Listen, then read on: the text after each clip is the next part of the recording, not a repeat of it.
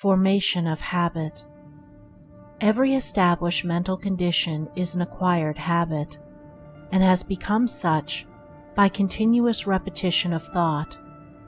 Despondency and cheerfulness, anger and calmness, covetousness and generosity, indeed, all states of mind, are habits built up by choice until they have become automatic. A thought constantly repeated at last becomes a fixed habit of the mind, and from such habits proceeds one's life. It is in the nature of the mind to acquire knowledge by the repetition of its experiences. A thought which is very difficult, at first, to hold and dwell upon, at last becomes, by constantly being held in the mind, a natural and habitual practice. A boy, when commencing to learn a trade, cannot even handle his tools right, much less use them correctly, but after long repetition and practice, he plies them with perfect ease and consummate skill. Likewise, a state of mind, at first apparently incapable of realization, is by perseverance and practice at last acquired and built into the character as a natural and spontaneous condition. In this power of the mind to form and reform its habits, its conditions, is contained the basis of a man's salvation. It is the open door to perfect liberty by the mastery of self. For as a man has the power to form harmful habits, so he equally has the same power to create habits that are essentially good. And here we come to a point which needs some clarifying, and which calls for deep and earnest thought on the part of my reader. It is commonly said to be easier to do wrong than right, to sin than to be holy. Such a condition has come to be regarded, almost universally, as a self-evident truth. No less a teacher than the Buddha has said, "Bad deeds and deeds hurtful to ourselves are easy to do. What is beneficial and good, that is very difficult to do." And with regards to humanity generally, this is true, but it is only true as a passing experience, a fleeting factor in human evolution. It is not a fixed condition of things. It is not the nature of an eternal truth. It is easier for men to do wrong than right, because of the prevalence of ignorance, because the true nature of things and the essence and meaning of life are not understood.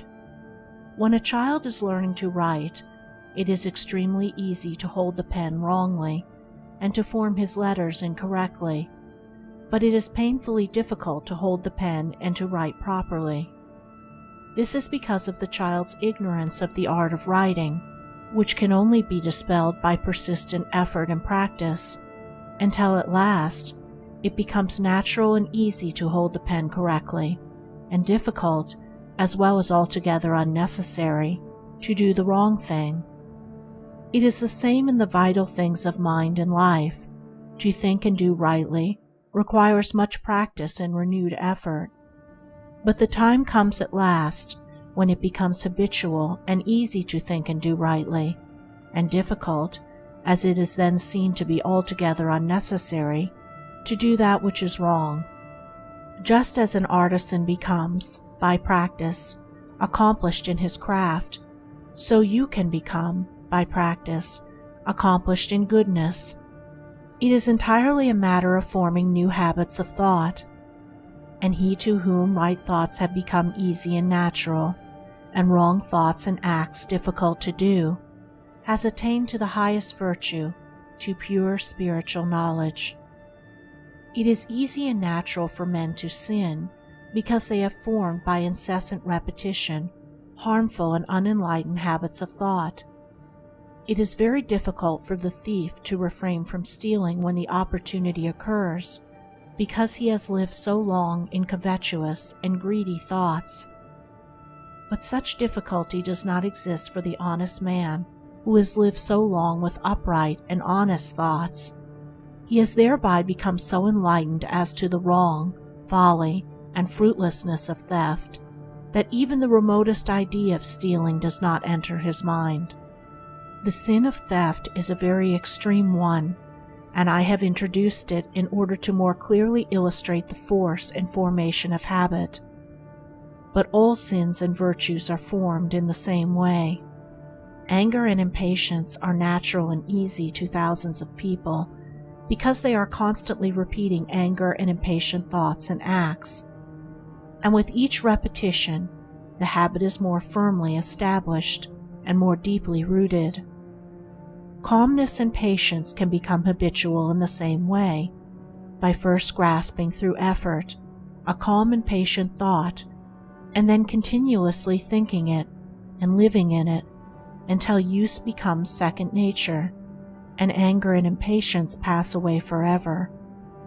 It is in this manner that every wrong thought may be expelled from the mind, that every untrue act may be destroyed, and that every sin may be overcome.